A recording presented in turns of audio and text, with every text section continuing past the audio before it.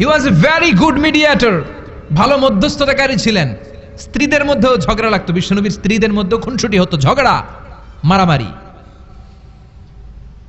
বিশ্বনবীর একমাত্র ভার্জিন কুমারী স্ত্রী ছিল আয়েশা রাদিয়াল্লাহু তাআলা আনহা। ওনার বাড়িতে বিশ্বনবীর আরেক স্ত্রী, খুব সম্ভবত হাফসা বা সফিয়া, কোন বর্ণনা এসেছে পায়েস, কোথাও এসেছে ঝোলওয়ালা তরকারি হাদিয়া নিয়ে আসছে, যে এটা আপনারা দিলাম। মায়েশা তরকারি দেখে রেগে গেলেন, আমার ঘরে তরকারি দিছো কেন, আমি রাঁধতে পারি না? আমি নিজ হাতে রান্না করে বিশ্বনবীরে খাওয়াবো। রেগে মেগে তরকারির ঝোল নিয়ে সফিয়ার বা হাফসার গালের মধ্যে মেখে দিয়েছে। হাফসা যে বিশ্বনবীর কাছে বলি, ইয়া রাসূলুল্লাহ, কুমারী বউ তো আদর করছেন, বেশি লাই দিয়া কই তুলছেন দেখেন। ও নবী, আমি পায়েস নিয়েছিলাম আর ঝোল করা তরকারি নিয়েছিলাম, ভেবেছিলাম আপনিও খাবেন, আয়েশাও খাবে। আয়েশা কয়, আমি কি রাঁধতে জানি না, নিয়ে আসলা কেন, আমার ঘরে দিলা কেন, আমি রাঁধতে জানি, নিয়ে যাও। শুধু আমার তরকারিটা প্রত্যাখ্যান করে নাই, তরকারির ঝোল আর পায়েস দিয়ে আমার গালের মধ্যে কসমেটিক্স বানায়া দিছে। এই যে গাল দেখেন, দলিল নিয়ে আসছি, দেখেন কি করছে। বিশ্বনবীর পদ্ধতি ছিল, বিচার কেউ দিলেই he never take any action, he never react anymore. কখনো উনি অ্যাকশনে যেতেন না, উনি দুই পক্ষের কথা শুনতেন। সুবহানাল্লাহ পড়েন।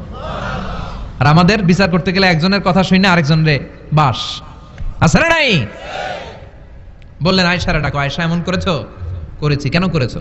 বলে, ইয়া রাসূলুল্লাহ, মাথাটা গরম ছিল, নিজেকে সামলাতে পারিনি গো নবী, সামলাতে পারিনি, আমি ভুল করেছি, আমি স্বীকার করলাম, মাফ করে দেন। বিশ্বনবী বললেন, এবার ঠিক আছে, দুজনের কথা আমি শুনেছি, এবার আমার জাজমেন্ট হচ্ছে কিসাস, মানে যেমন করেছো তেমন, গুতা মারলে গুতা, ঘুষি মারলে ঘুষি, আঘাত করলে আঘাত, ঠিক কিনা? হাফসাকে তুমি যেমনি ঝোল মাখিয়ে দিয়েছো, হাফসা তুমিও বাটি থেকে ঝোল নিয়ে আয়েশার গালে পলিশ করে দাও। হাফসাও সুযোগ পাইয়া ঝোল নিয়ে মাইখা দিছে।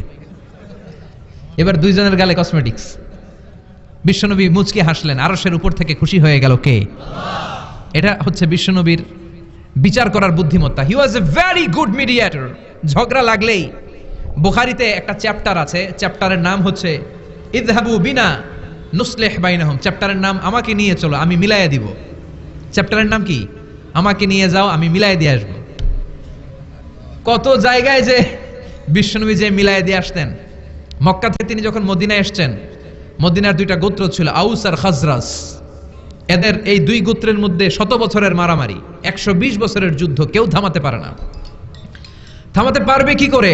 বাবা যখন মারা যায়, ছেলেরা বলতো, আমারে মারছিল, তোরাও মারবি। কেউ যখন ইন্তেকাল করে ওসিয়ত করে যেত, আমারে কোপাইছে, তোরাও কোপাবি, কোপায় সাইজ করে ফেলবি। তো সবাই সবার রাগ আর ঝাল মেটানোর জন্য এরকম ছেলে মেয়েদেরকে ওসিয়ত করে যেত যে এই যুদ্ধ যেন বন্ধ না হয়, আমার প্রতিশোধ তুই নিবি বাবা। এরকম ডাকাইতে ছিল কাছানা নাই, দাউ দাউ করে আগুন শুধু জ্বালাতে চায়। 120 বছরের যুদ্ধ কেউ থামাতে পারে না। বিশ্বনবী মক্কা থেকে মদিনায় হিজরত করলেন। মদিনায় যে উভয় পক্ষরে নিয়ে বসলেন, উভয় পক্ষের সব কথা শুনলেন। এরপরে কথা শোনার পরে মাত্র 7 দিনের ব্যবধানে বিশ্বনবী 120 বছরের যুদ্ধ মিটায় দিলেন।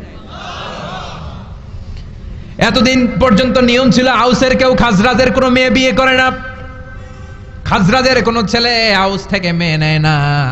ওদের আনন্দ ওদের মতো, এদের আনন্দ এদের মতো। এই মিলিয়ে দেওয়ার পর থেকে আউস আর খাজরাজের মধ্যে বিয়ে করানোর ধুম পড়ে গেল। এরা কুরবানির গোশত নিয়ে আউসের এরা খাজরাজের বাড়িতে দিয়ে আসে, খাজরাজের এরা আবার উট জবাই করলে বড় রান দিয়ে আসে আউসের কাছে। সুবহানাল্লাহ পড়েন।